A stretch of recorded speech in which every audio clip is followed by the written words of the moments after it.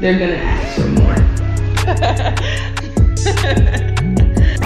Not that deep. Like either one of the other. I'm either this way when I'm with my friends and I'm this way when I'm with my parents, or I'm this way when I'm at school and I'm this way when I'm home. And very little, like, for a lot of people, a lot of the times those two worlds don't really like mesh, you know what I mean? Or the two sides of themselves don't really have time to like intermingle, kind of like the yin and yang of themselves, like, you know, your upstream, your downstream, whatever the case may be. So like, I just feel like it's going to be so challenging for a lot of people because we're just not in tune with who we really are. And when we're transforming and becoming these people who we really and genuinely are, it's like, well, what the fuck is going on? You know what I mean? Like, why the fuck does life feel like it's like boxing me to fuck up right now? Like, what the fuck is happening? And it's like, well, this is the transformation process. You know what I mean? Like, nigga, you are building a whole ass cocoon in this motherfucker. Like, and through this shitty, you know, like process, it feels gross, it feels terrible, you feel like shit, but at the outcome of it, you're gonna prosper. And I feel like we just have to merge ourselves to get like that prosperity that we really want, or to really like start to transform in ways that are like rapid and beneficial and just outstanding, because the energy is there, you know what I mean? The universe is setting us up for it, and it's just a matter of like tapping into that shit at this point. Yeah, and I mean, I've witnessed this a lot in my the other organizations that I'm in, that a lot of people just really want to only act out of one form of energy because that's what's been accepted in XYZ circumstance, and I don't think that that's okay. And just to your yin and yang point, like, we all know that it takes the egg and the sperm to manifest, and that is like our most obvious form of magic and miracles in spirituality. It's just obvious. This is a whole ass miracle. Mm-hmm. How the hell? I mean, and even how the woman's body is set up. You know, she secretes things to kill the damn sperm. Yeah, but it's not supposed to live. That's what I'm saying. So for you to even get to the sperm, my nigga, you have done it. For one, because you was not about to implant me with thousands of motherfuckers, because now I'm a die. So therefore, that was going to be able to rock anyway. So therefore, you did have to let go all of the other sperm that wasn't going to be beneficial.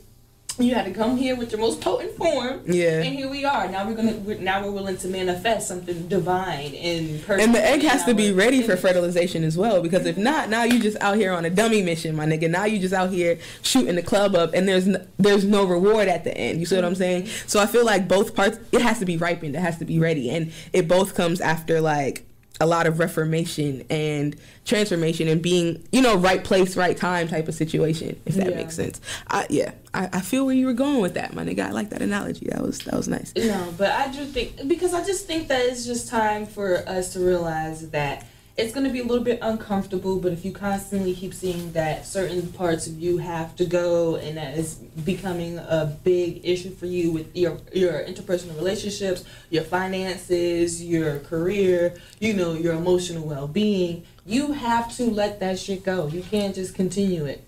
I mean, we talked about this last episode, shit we released, so I'm not going to get too much into that, but I really do suggest y'all write y'all list and burn it.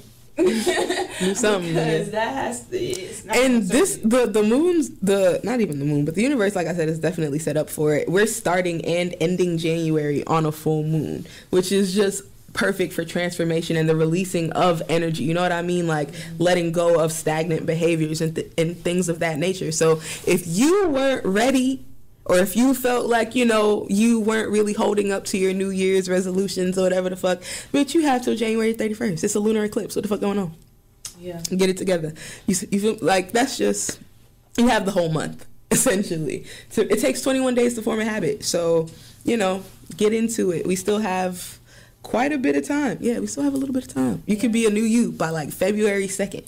And I mean, nobody's saying you got to do it now. I mean, if it's going to take you all year to get there, just get there, nigga. Just start, at least. It's just time for us to master these polarities so that they don't cause so much of a wedge between people, so we can unite. Because obviously, us being at each other's necks can only allow for more oppression to continue. I've witnessed it. I don't really understand as to why, you know, we can sit here and have a conversation maybe about sexual trauma, or, you know what I'm saying, trouble with finances, and then there can just be that one person who feels like they got it figured all out, just telling you, well, you should have just did this, you should have just did that. I'm like, well, how the fuck is that really helping me in this conversation? You really now you're just making me seem like I'm the problem and that I couldn't figure my shit out, and now everybody wants to argue and shit like that. And it just doesn't progress the conversation to a point where we can actually get to, well, how did you figure it out, or did you even figure it out, type of thing.